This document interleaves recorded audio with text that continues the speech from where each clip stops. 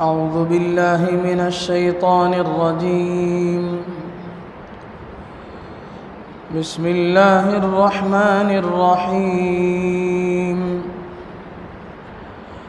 كيف تكفرون بالله وكنتم أمواتا فأحياكم ثم يميتكم ثم يحييكم ثم إليه ترجعون. هو الذي خلق لكم ما في الأرض جميعا ثم استوى إلى السماء فسواهن 7 سماوات وهو بكل شيء عليم. بزرگان محترم اور میرے عزیز ساتھیوں،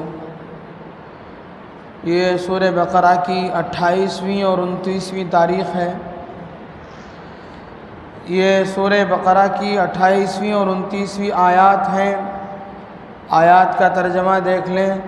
فرماتے ہیں اللہ تبارک و تعالی: کیف تکفرون باللہ وکنتم امواتا فاحیاکم، کیسے تم اللہ تبارک و تعالیٰ کے ساتھ کفر کرتے ہو جبکہ تم مردے تھے، پھر اس نے تمہیں زندہ کیا. ثم یمیتکم ثم یحییکم ثم الیہ ترجعون، پھر تمہیں موت دے گا اور پھر تمہیں زندگی عطا کرے گا، پھر تم کو اسی کی طرف لوٹ کر کے جانا ہے.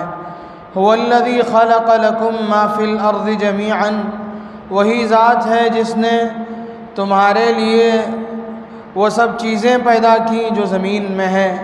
ثم استوى الى السماء فسواهن 7 سماوات، پھر اس نے آسمان کی طرف قصد کیا اور پھر اسے 7 آسمان بنا دیے. وهو بكل شيء علیم، اور وہ ہر چیز کا علم رکھنے والا ہے. یہ سورہ بقرہ کی 27ویں 28ویں اور 29ویں آیات ہیں. اس سے پہلی آیاتوں میں اللہ تبارک و تعالیٰ نے اللہ کی قدرتوں کو، اللہ کے نبی صلی اللہ علیہ وسلم کی رسالت کو ثابت فرمایا اور قرآن کی حقانیت کو ثابت فرمایا. لیکن اس کے باوجود جو کفار ہیں، مشرکین ہیں، وہ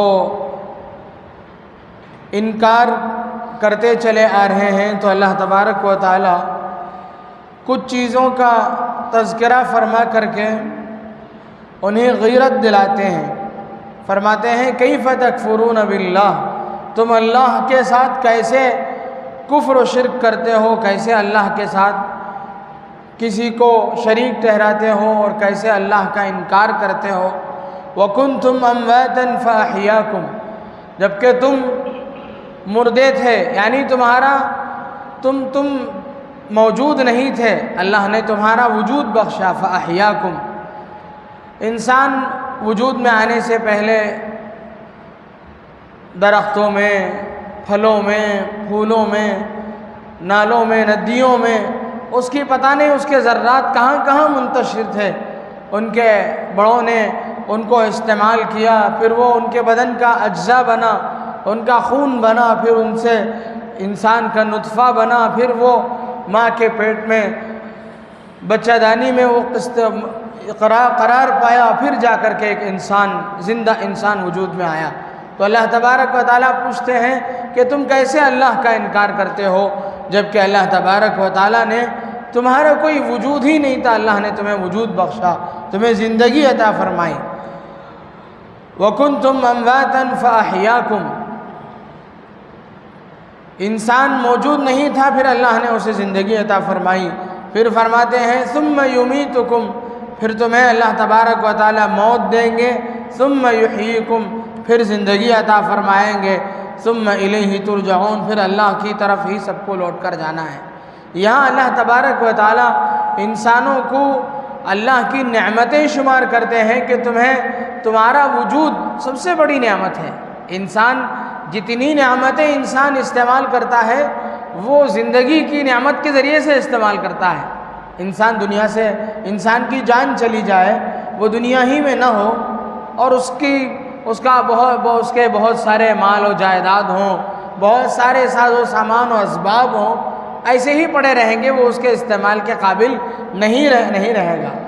انسان کو جو چیز ہر چیز کے استعمال کے قابل بنائے گی وہ اس کی زندگی ہے۔ انسان میں زندگی ہے، حیات ہے، تب جا کر کے وہ دوسری کسی بھی نعمت کو استعمال کر سکتا ہے۔ اس معنی کر زندگی سب سے بڑی نعمت ہے، تو اللہ تبارک و تعالی جو انسان کو دی گئی سب سے بڑی نعمت ہے، یعنی اس کی سب سے پہلی زندگی ہے، اللہ تعالیٰ اسے یاد دلاتے ہیں کہ اللہ نے اتنی بڑی زندگی تمہیں عطا فرمائی، اتنی بڑی زندگی دینے کے باوجود تم اللہ کے منکر ہو، اللہ کا انکار کرتے ہو، اللہ کے ساتھ کفر کرتے ہو، اللہ کے ساتھ کسی کو شریک ٹھہراتے ہو۔ یہ کیسی ناانصافی ہے، کہاں کا انصاف ہے؟ تو اللہ تبارک و تعالیٰ پوچھتے ہیں، اللہ تعالیٰ نعمتوں کو شمار کرتے ہیں، پھر فرماتے ہیں ثم یمیتکم ثم یحییکم، پھر تمہیں موت عطا فرمائیں گے، پھر تمہیں زندگی عطا فرمائیں گے۔ یہاں نعمتوں کا تذکرہ ہے، نعمتوں کے تذکرے میں اللہ تبارک و تعالیٰ ثم یمیتکم، تمہیں موت دیں گے، اس کا بھی تذکرہ کر رہے ہیں۔ حالانکہ موت کو تو کوئی نعمت نہیں سمجھتا، کوئی انسان انتقال کر جائے تو یہ کوئی سمجھے گا کہ اللہ نے اسے نعمت عطا فرمائی، ہاں حقیقت میں وہ نعمت ہی ہے۔ اس معنی کر اس اعتبار سے وہ نعمت ہے کہ اصل زندگی کا وہ مقدمہ ہے۔ موت کے بغیر آخرت کی زندگی انسان پا نہیں سکتا۔ آخرت کی جو لامحدود نعمتیں اسے جو حاصل ہونی ہیں وہ موت کی نعمت کے بعد ہی اسے حاصل ہو سکتے ہیں، اور ایک مؤمن بندے کے لیے موت بہت بڑی راحت کی چیز ہے۔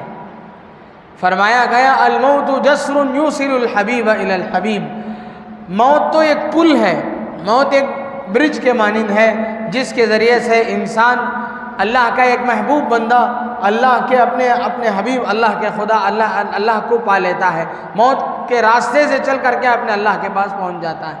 الموت جسر یوصل الحبیب الی الحبیب، کہ موت ایک پل ہے جس کے ذریعے سے ایک محبوب دوسرے محبوب کے پاس جا کر کے پہنچ جاتا ہے۔ تو موت کا بر وقت آ جانا یہ بھی بڑی نعمت ہے۔ آپ دیکھتے ہوں گے موت تو ہر انسان کو وقت پر آتی ہے، اگر کسی انسان کو موت ہی نہ آئے، جیسے قیامت میں ہوگا کہ آدمی موت کی تمنا کرے گا پھر بھی اسے موت نہیں آئے گی، دوزخ میں اور اسی طرح قبر میں آدمی موت کے لیے تڑپے گا، تکالیف جو اسے دی جائیں گی، جہنم میں جو تکلیفیں دی جائیں گی ان تکلیفوں کو رکھ کر کے وہ موت کا مطالبہ کرے گا، موت کی تمنا کرے گا، لیکن اسے موت وہاں نہیں آئے گی۔ وہ سمجھے گا کہ موت اس وقت موت بھی بہت بڑی نعمت ہے۔ اسی طرح آپ دنیا میں قیاس کریں، دنیاوی زندگی میں سوچیں کہ اگر کوئی آدمی مرے ہی نہیں، بڑھاپے کو پہنچ جائے اور بوڑھا ہوتا ہی چلا جائے، تو آدمی زیادہ بوڑھا ہونے کے بعد جب دوسروں کا محتاج ہوتا چلا جاتا ہے، دوسروں پر بوجھ بنتا چلا جاتا ہے، تو وہ سوچتا ہے کہ اب میں ختم ہو جاؤں، یہ میرے لیے اچھا ہے کہ میں کسی پر بوجھ نہ بنوں۔ کہ جب اس کے اپنے اسے چہرہ دکھانا شروع کر دیتے ہیں، اس کے کام کاج میں دلچسپی جب نہیں لیتے ہیں، تو وہ یہ سوچنے پر مجبور ہو جاتا ہے کہ موت کی نعمت اب مجھے ملنی ہی چاہیے۔ بلکہ خود جب اولاد اپنے بڑوں سے، اولاد اپنے باپ سے جب ایسی عمر میں بات پہنچ جاتا ہے جب اس سے کوئی فائدہ زیادہ متعلق نہیں ہوتا ہے، تو اولاد ایسے موقع پر پہنچ کر کے باپ کی صاف طور پر یہ تو نہیں کہتی اولاد کہ ہمارے ابا کے موت کی دعا کیجئے، بلکہ علماء سے بڑوں سے دعائیں کرواتی پھرتی ہے کہ ابا کے لیے دعا کیجئے۔ کیا مطلب ہے دعا کیجئے کہنے کا؟ کہ وہ ذرا ٹھکانے لگ جائیں، اپنی جگہ پہنچ جائیں، یہ خامخواہ ہمارے اوپر بوجھ بنے ہوئے ہیں، اور جو جائیداد ہم لوگوں کو ملنی چاہیے وہ مل نہیں رہی ہے ان کی وجہ سے، یہ پہنچ جائیں، یہ اپنی جگہ پہنچ جائیں، تو دعائیں کراتی پھرتی ہیں۔ تو یہ ہے انسان، اللہ تبارک و تعالیٰ نے یہاں نعمتوں میں موت کو شمار کیا ہے۔ واقعی موت اپنے وقت پر یقیناً نعمت ہے۔ اللہ تبارک و تعالیٰ ہمیں موت کو بھی یقیناً نعمت ہی بنا کر کے ہمیں عطا فرمائے۔ اچھی زندگی عطا فرمائے اور اچھی موت عطا فرمائے۔ فرمایا ثم یمیتکم ثم یحییکم، پھر اللہ تبارک و تعالیٰ تمہیں زندہ کریں گے، ثم الیہ ترجعون، پھر تمہیں کیا ہوگا؟ اللہ کے پاس جانا پڑے گا۔ یہاں اللہ تبارک و تعالیٰ نے برزخ کی جو زندگی ہے اس کا تذکرہ نہیں فرمایا۔ برزخ کی جو زندگی یعنی موت کے بعد اور قیامت میں اٹھائے جانے سے پہلے جو زندگی ہے، قبر والی زندگی جسے برزخ، عالم برزخ کہتے ہیں، اس کا تذکرہ یہاں نہیں ہے۔ یعنی یہاں ثم یمیتکم ہے، اللہ تبارک و تعالیٰ تمہیں موت دیں گے، پھر ثم یحییکم، پھر اٹھائے جانے کا تذکرہ ہے۔ درمیان کا جو زمانہ ہے اس کا تذکرہ نہیں ہے، کیوں؟ مفسرین کہتے ہیں اس لیے کہ وہ ایک عالم خواب کی طرح ہے، وہ یا تو زندگی کی دنیاوی زندگی کا خاتمہ ہے یا آخرت کی زندگی کا مقدمہ ہے، اس لیے اسے مستقل ایک زندگی شمار کر کے اس کا تذکرہ نہیں کیا گیا ہے۔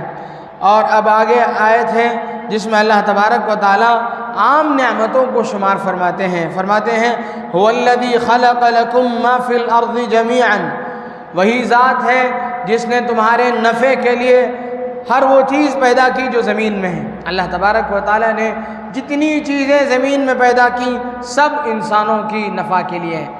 حدیث پاک میں ہے ان الدنیا خلقت لکم وانکم خلقتم للآخرہ، دنیا میں جتنی چیزیں پیدا کی گئی ہیں سب تمہارے نفع کے لیے ہے، چاہے تمہیں اس کا نفع سمجھ میں آئے یا نہ آئے، وہ تمہارے نفع کے لیے ہے، اور تم جو پیدا کیے گئے ہو وہ اپنی آخرت بنانے کے لیے ہے۔ تمہیں جو زندگی دی گئی ہے وہ ان چیزوں کے پیچھے پڑنے کے لیے نہیں ہے، انسان کو کسی اور مقصد کے لیے پیدا نہیں کیا گیا، اور کوئی انسان کسی مخلوق کو اپنا مقصود بنا لے، اپنا معبود بنا لے، یہ بیوقوفی ہے۔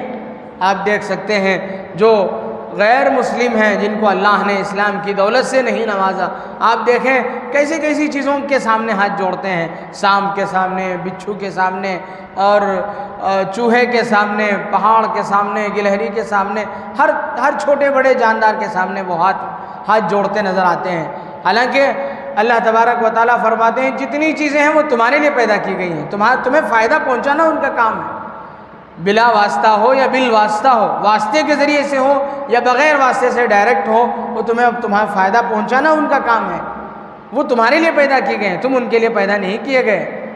یہ کیا عقل مندی ہے کہ آدمی زمین کو خدا سمجھنے لگے، زمین کو چومے، سورج اس کے فائدے کے لیے پیدا کیے گئے۔ یہاں بیوقوف لوگ ایسے ہوتے ہیں کہ وہ سورج کے سامنے ہاتھ جوڑ رہے ہیں، گویا کہ سورج کے لیے یہ پیدا کیے گئے ہیں، تو یہ عقل مندی نہیں ہے۔ آج آپ دیکھیں کہ جانوروں کے لیے انسانوں کی جان، گائے کی حفاظت کے لیے انسانوں کی جان لی جا رہی ہے، حالانکہ یہ سراسر انسان کی خدمت کے لیے پیدا کی گئی مخلوق ہے۔ یہ الٹی گنگا ہے، الٹی سوچ ہے لوگوں کی، جو لوگوں نے اختیار کر لیا ہے۔ تو جتنی چیزیں اللہ نے دنیا میں پیدا کی ہے ساری چیزیں اللہ نے فائدے کے لیے ہی پیدا کی، کوئی چیز دنیا میں بیکار نہیں پیدا کی گئی۔ علامہ اقبال نے وہ گلہری اور پہاڑ نامی ایک نظم پیش کی ہے، اس نظم کے آخر میں، اس نظم میں جو منظر پیش کیا ہے کہ ایک پہاڑ ہے جو اس کے اوپر بیٹھی ہوئی گلہری کو دیکھ کر کے خطاب کرتے ہوئے پہاڑ کہتا ہے کہ تیرا وجود بھی ایک چھوٹا سا وجود کیا ہے، اس کی کیا حقیقت ہے، ایک حقیر سی مخلوق ہے تو، مجھے دیکھ کہ میں کتنی بڑی مخلوق ہوں، میرا کتنا بڑا ڈیل ڈول ہے، میں کتنا بڑا ہوں، میرے وجود کو دیکھو، میرے سامنے زمین بھی کچھ نہیں ہے۔ اس طریقے سے گویا پہاڑ گلہری سے خطاب کرتے ہوئے کہتا ہے، تو پھر گلہری اس کا جواب دیتے ہوئے آخر میں علامہ اقبال نے وہ شعر پیش کی ہے جس میں گلہری کی زبانی علامہ اقبال کہتے ہیں، نہیں ہے چیز کوئی نکمی قدرت کے کارخانے میں، نہیں ہے چیز کوئی نکمی زمانے میں، کوئی چیز بیکار نہیں ہے قدرت کے کارخانے میں، اللہ کے کارخانے میں کوئی چیز بیکار نہیں ہے، کوئی چیز نکمی نہیں ہے، ہر چیز اللہ نے انسان کے فائدے کے لیے پیدا کیا۔ بقرات ایک حکیم مشہور گزرا ہے 460 سال قبل مسیح، 460 سال حضرت عیسیٰ علیہ السلام کے پیدائش سے 460 سال پہلے کا زمانہ ہے حکیم کا، اسے بابائے طب کہتے ہیں، یونانی جو طب ہے، طب یونان جو ہے اس کا وہ بانی سمجھا جاتا تھا، بعد کے لوگوں نے اس میں ترقی کی، لیکن وہ بہت ہی ابتدائی لوگوں میں سے تھا۔ پہلے لوگ جو بھی آدمیوں کو پریشانی ہوتی تھی وہ تعویذ گنڈے اور جھاڑ پھونک کے ذریعے سے علاج کرتے تھے۔ یہ بقراط تھا جس نے اس بات کی بنیاد ڈالی کہ وہ آیا، اس نے کہا کہ یہ کیا تم لوگ پڑھنے پھونکنے میں لگے ہو، چیزوں کو، جو چیزیں اللہ نے پیدا کی ہیں ان کا استعمال کرو، ان کے استعمال کرنے سے صحت مل سکتی ہے۔ تو اس نے جڑی بوٹیوں کو استعمال کر کے علاج کرنے کا طریقہ اس نے سکھایا تھا۔ بقراط بڑا حکیم تھا، لیکن وہ ساری چیزوں کو یہ سمجھتا تھا کہ ہر مخلوق جو دنیا میں پیدا کی گئی ہے، کوئی مخلوق بیکار نہیں ہے، سب کسی نہ کسی کے کام کے ہیں۔ یہ ایک چیز ہے جس کے سلسلے میں میرے دماغ میں نہیں آ رہی ہے کہ وہ جو پاخانے کا جو کیڑا ہے نالیوں میں رہتا ہے، وہ کیڑا پتہ نہیں کس کام کے لیے پیدا کیا، مجھے اسے پیدا کیے جانے کی کوئی مصلحت مجھے نہیں سمجھ میں آتی۔ مرور و زمانہ کے بعد، یعنی کچھ زمانہ گزرنے کے بعد اس کی بینائی ختم ہو گئی۔ بڑا ماہر حکیم تھا، وہ لوگ جو اس کے پاس علاج کے لیے پہنچتے تھے وہ نبض پر ہاتھ رکھتا تھا اور ایسے ہی بیماری پہچان لیتا تھا اور اچھے سے اچھے نسخے تجویز کر دیتا تھا، اور صرف کوئی بھی پتا توڑتا تھا اور زبان میں رکھ کر کے اس کی تاثیر معلوم کر لیتا تھا۔ اسے کسی چیز کو آنکھ سے دیکھ کر ہی علاج کرنا ضروری نہیں تھا۔ لیکن اسی زمانے میں ایک شخص مشہور تھا جو آنکھوں کے علاج کے اعتبار سے بڑا ماہر سمجھا جاتا تھا۔ لوگوں نے اسے بتایا کہ بقراط جیسا ایک ماہر حکیم جو لوگوں کو بہت فائدہ پہنچاتا ہے، اس کی بینائی ختم ہو گئی ہے، اللہ نے آپ کے ہاتھ میں بینائی کے علاج میں بڑا کمال اللہ نے آپ کے ہاتھ میں عطا فرمایا ہے کہ آپ چلو اس کا علاج کرو۔ بقراط کے پاس وہ بینائی کا علاج کرنے والا حکیم پہنچا۔ اس نے پہنچ کر کے بقراط کے پاس دیکھا کہ بہت بڑی تعداد میں لوگ اس کے پاس بیٹھے ہیں علاج کے لیے۔ بہت افسوس ہوا کہ کیسا آدمی اللہ نے اس کی بینائی سلب کر لی ہے، میں اس کا ضرور علاج کروں گا۔ وہ اتنا کرتا تھا کہ جو سرما کی سلائی ہوتی ہے اس میں اس کا تیار کردہ کوئی پاؤڈر صفوف ہوتا تھا، اسے آنکھ میں پھیرتا تھا۔ مادرزاد نابینا کے علاوہ جتنے یعنی کسی بھی بیماری سے آنکھ گئی ہو وہ اچھی ہو جاتی تھی، بینائی لوٹ آتی تھی۔ یہ بقراط کے پاس پہنچا، اس نے کہا کہ میں اس طریقے کا ماہر ہوں، آنکھوں کا بڑا معالج سمجھا جاتا ہوں اپنے علاقے میں آپ کا علاج کرنا چاہتا ہوں۔ بقراط نے کہا کہ اگر ایسی بات ہے تو تمہیں، وہ بڑا حکیم تھا، وہ کسی کے سامنے جھکنا پسند نہیں کرتا تھا، وہ یہ نہیں چاہتا تھا کہ بقراط جیسے حکیم کا علاج کسی اور نے کیا یہ کہا جائے، اسے پسند نہیں تھا۔ تو اس نے کہا کہ اس کے اجزاء بتا دیجئے، یہ کیسے بنتا ہے، یہ دوائی بتا دیجئے۔ اس نے کہا میں نہیں بتا سکتا ہوں، اور ایک مرتبہ دوں گا آپ کو اس کی دوائی اور پھر کبھی نہیں دوں گا۔ اور وہ جو سلائی تھی اس کے پاس، اس کے دونوں سروں میں وہ دوائی لگایا اور بقراط کے ہاتھ میں دیجیے، یہی تمہارا حصہ ہے، آپ چاہے اسے آنکھ میں لگا لیجئے، چاہے کچھ بھی اس کا، اب وہ زبان میں رکھ کر کے تاثیر معلوم کرنے والا تھا۔ تو اب اس کی آنکھ اسے پیاری تھی، اس نے ایسا کیا کہ ایک طرف جو ایک سلائی کے ایک کنارے پر جو لگا تھا وہ آنکھ میں لگا لیا، اور دوسرے سرے میں جو لگا تھا وہ زبان میں رکھ لیا، اور زبان میں رکھتے ہی بقراط نے فوراً اس کی ساری اجزاء ترکیبی بیان کرنا شروع کر دی کہ یہ چیز اس میں پڑی ہے، یہ چیز اس میں ڈالی گئی ہے، یہ چیز ڈالی گئی ہے، ایک چیز ہے جو مجھے سمجھ میں نہیں آ رہی ہے۔ تو وہ جو بینائی کا علاج کرنے والا ماہر معالج تھا، اس نے کہا کہ اس میں وہ کیڑا بھی پڑا ہے جو پاخانے میں رہتا ہے، وہ بھی اس میں ڈالا گیا ہے۔ تو بقراط حیران رہ گیا، اللہ کی کیا عظیم الشان اللہ کی مصلحت ہے، اللہ کتنا بڑا عظیم الشان مرتبے والا ہے، اللہ نے کیسی چیز میں کیا علاج اللہ نے رکھا ہے۔ تو بزرگان محترم، دنیا میں کوئی چیز اللہ نے نکمی نہیں بنائی۔ یہ ہے کہ ہماری قوم، ہمارے نوجوان زمانے کے نوجوان ان چیزوں میں غور نہیں کرتے۔ ہمارے نوجوانوں کو سائنس پڑھنا چاہیے، سائنس میں آگے بڑھنا چاہیے، اس میں آگے بڑھ کر کے اللہ کو پانا چاہیے۔ ساری چیزیں صرف عبادتوں میں اسی میں نہیں ہے، سائنس کے ذریعے سے بھی آپ اللہ کی خداوندی کو ثابت کر سکتے ہیں۔ یہ نئی دنیا ہے، آپ اس میں اللہ کی حکمتوں کو، اللہ کی حکیمی اور دانائی کو، اللہ کی بڑائی کو ثابت کر سکتے ہیں۔ ہمارے علاقے میں ایک بہت مشہور سائنٹسٹ ہیں، سلطان نام ان کا میں بھول رہا ہوں، ایک بہت بڑے ماہر ایک ہیں، وہ نیو کالج میں پہلے تھے، وہ ریسرچ کرتے ہیں اس کے سلسلے میں، جو کیچوا ہوتا ہے مٹی میں، اس کے بہت بڑے ماہر سائنسدان ہیں۔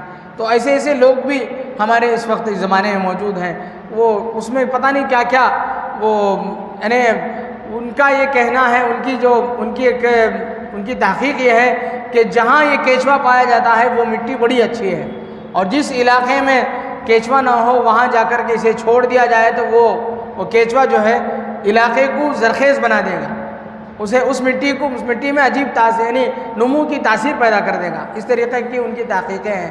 تو بزرگان محترم، اللہ تبارک و تعالیٰ نے جتنی چیزیں دنیا میں پیدا کی ہیں، سب کی ساری چیزیں انسانوں کے نفع کے لیے ہیں۔ یہ بات یہ ہے کہ انسان ان سے فائدہ یا تو سمجھتا نہیں ہے یا اس سے صحیح فائدہ نہیں اٹھاتا ہے، الٹا یہ ہے کہ انسان اس کے پیچھے لگ جاتا ہے، دنیا کے پیچھے ہم لگ گئے، یا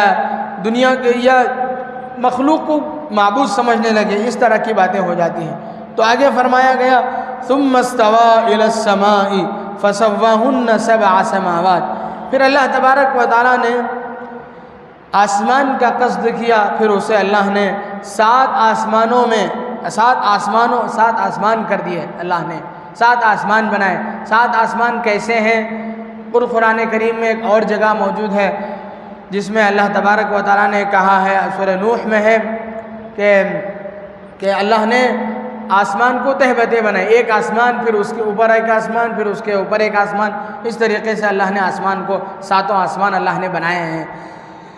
تو یہ اللہ نے 7 آسمان بنائے ہیں، اور آگے فرمایا وَهُوَ بِكُلِّ شَيْءٍ عَلِيمٌ، اور اللہ تبارک و تعالیٰ ہر چیز کا علم رکھنے والے ہیں۔ تو یہ آیات ہیں جس میں اللہ تبارک و تعالیٰ نے یہ بتلایا ہے کہ اللہ نے زندگی عطا فرمائی، پھر اللہ تعالیٰ موت عطا فرمائیں گے، پھر اللہ تبارک و تعالیٰ زندگی عطا فرمائیں گے۔ یہ نعمتیں ہیں اللہ کی، ان نعمتوں پر جو کوئی غور فکر کر لے گا اللہ تبارک و تعالیٰ پر، اللہ تعالیٰ کو مخلوق، خالق اور معبود سمجھنے کے لیے یہی سب کچھ کافی ہے۔ اور یہاں ایک اور چیز بڑوں نے، مفسرین نے ایک اور چیز ثابت کی ہے کہ اس میں جو آیت ہے کہ اللہ نے جو کچھ پیدا کیا ہے وہ سب کے سب کیا ہے؟ تمہارے فائدے کے لیے ہے۔ اس سے یہ ایک مسئلہ یہ نکلتا ہے کہ جتنی چیزیں دنیا میں ہیں ان کی اصل یہ ہے کہ وہ مباح ہے، یعنی وہ جائز ہے اس کا استعمال کرنا۔ ساری چیزیں، جتنی چیزیں دنیا میں ہیں اس کی اصل یہ ہے کہ اس کا استعمال کرنا جائز ہے۔ خارجی اس پر کوئی حکم لگا کہ یہ چیز استعمال کرنا جائز نہیں ہے تو پھر وہ چیز ناجائز ہو جاتی ہے۔ شریعت کا کوئی حکم لگا کہ فلاں چیز ہے اسے استعمال نہیں کر سکتے ہیں، یہ ناجائز ہے، تو پھر وہ ناجائز ہے۔ اصل چیز میں جو ہے اباحت ہے، یعنی مباح ہونا ہے، جائز ہونا ہے۔ اس طریقے کا ایک مسئلہ بھی یہاں اس میں نکالا ہے۔ اللہ تبارک و تعالیٰ سے دعا کریں کہ اللہ تبارک